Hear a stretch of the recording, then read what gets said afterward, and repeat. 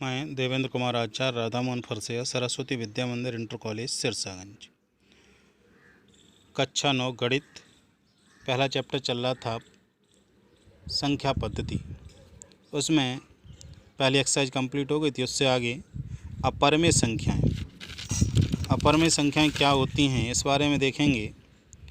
वे संख्याएं जिन्हें P/Q के रूप में व्यक्त न किया जा सके, जहाँ P और Q पूर्णांक हैं और Q is not equal to 0 है, जैसे √2, √3, √15, पाई, 0.10, 0.10, 110, 110,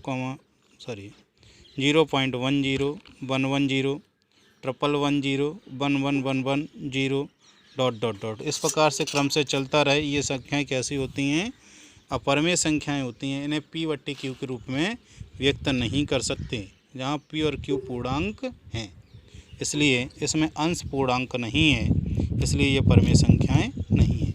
इस आधार पर प्रश्नावली 1.2 पहला क्वेश्चन है, नीचे दिए गए कथन सत्य हैं या असत्य हैं?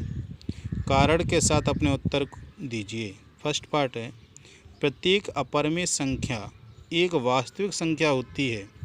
वास्तव में ये सत्य है कि जो वास्तविक संख्याएं होती हैं उसमें पूर्णांक, पूर्णांक, ऋण पूर्णांक, धन पूर्णांक,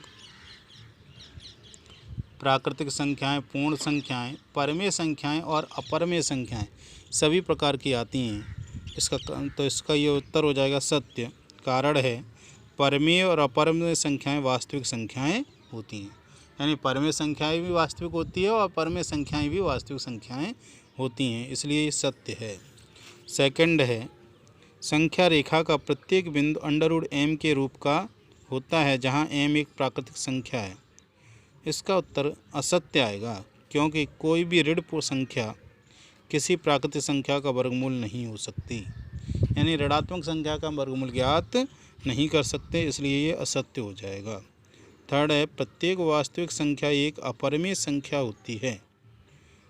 ये भी असत्य है, क्योंकि प्रत्येक वास्तविक संख्या अपरिमेय संख्या नहीं हो सकती है, क्योंकि वास्तविक संख्याएं परिमेय भी होती हैं और अपरिमेय भी होती हैं। जैसे कारण दिया है 2 है, 3 है, 4 ... ये वास्तविक संख्याएं लेकिन कैसी हैं? परिमेय संख्याएं नहीं हैं। क्वेश्चन नंबर 2 है, क्या सभी धन पूर्णांकों के वर्गमूल अपरिमेय होते हैं? तो उत्तर हो जाएगा नहीं। यदि नहीं तो एक ऐसी संख्या के वर्गमूल का उदाहरण दीजिए जो परिमेय संख्या है। तो उत्तर देखेंगे, उत्तर में हो जाएगा नहीं। अब परिमेय संख्याएं देखें तो √4 वर्गमूल की संख्या है, लेकिन परिमेय, इसका वर्गमूल 2 आएगा। ऐसे √9 का वर्गमूल निकालें तो 3 आएगा, तो ये परिमेय संख्या हो जाएगी। √16 इसका वर्गमूल निकालें तो 4 आएगा, तो ये परिमेय संख्या प्राप्त होगी। तो वर्गमूल की संख्याएं जिनका वर्गमूल हम ज्ञात कर सकते हैं, आ जाएंगे, वे सभी प्राकृतिक कैसी होती हैं? परिमेय संख्याएं होती हैं। क्वेश्चन नंबर 3 है, दिखाइए कि संख्या रेखा पर √5 को किस प्रकार निरूपित किया जा सकता है? तो हम √5 को लिख सकते हैं √4 + 1, तो ये हो जाएगा √2 का वर्ग प्लस 1 का वर्ग। √ के अंदर 4 को लिख दिया, 5 को 4 धन 1, 4 को लिख दिया 2 का वर्ग और 1 को लिख दिया 1 का वर्ग। पाइथागोरस प्रमेय से देखेंगे तो ये हो जाएगा आधार का वर्ग प्लस लंब का वर्ग। इससे हम निकाल सकते हैं, संख्या रेखा खींचेंगे, उस पर अब दूरी का सेंटीमीटर में ले सकते हैं, इंच में ले सकते हैं। हमने यहाँ पे 1-1 इंच की दूरी पर ये पॉइंट लिए हैं, -1, 0, 1, 2, 3, 4, 5। अब यहाँ शून्य से लेके पहले √2 का वर्ग है तो 2 तक ले जाएंगे, 1, 2 पे आ गए। बिंदु 2 जहाँ पे 2 है वहाँ पे 90 अंश का कोण बनाएंगे। अब देखिए, उसके लिए हम पटरी प्रकार का यूज करेंगे, पेंसिल, और इसको लेकर 90 अंश का कोण हम बना लेंगे इस तरीके से, और इस रेखा को खींच देंगे। फिर प्रकार में 1 इंच की दूरी नापेंगे। प्रकार में पैमाने से 1 इंच की दूरी नापेंगे और दूरी नापकर यहाँ पर चाप लगा देंगे। जो दूरी आएगी उसे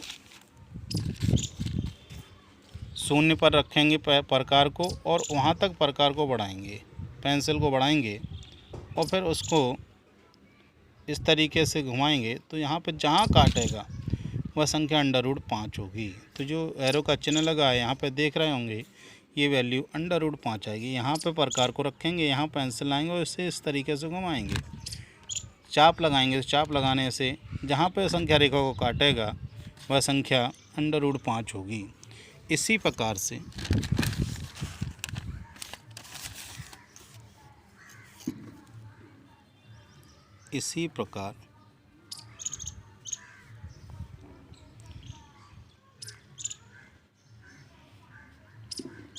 दो क्वेश्चन आप घर से कर लेंगे। एक है √13, इसको देखेंगे तो इसे लिख सकते हैं √9 + 4। इसे लिख सकते हैं √3 का वर्ग + 2 का वर्ग। इसको हल कर लेंगे। इसी प्रकार दूसरा क्वेश्चन √10, इसको लिख सकते हैं 9 + 1, यानी कि अंडर के अंदर 3 का वर्ग + 1 का वर्ग। इनको दोनों को भी संख्या रेखा पर हम निरूपित करेंगे। इसी प्रकार से क्वेश्चन नंबर 4,